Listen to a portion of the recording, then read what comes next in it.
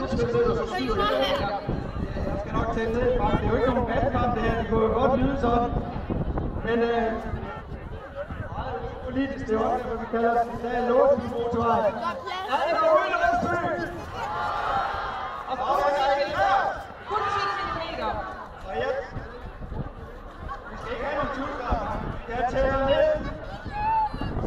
Trækker lige små 30 sekunder.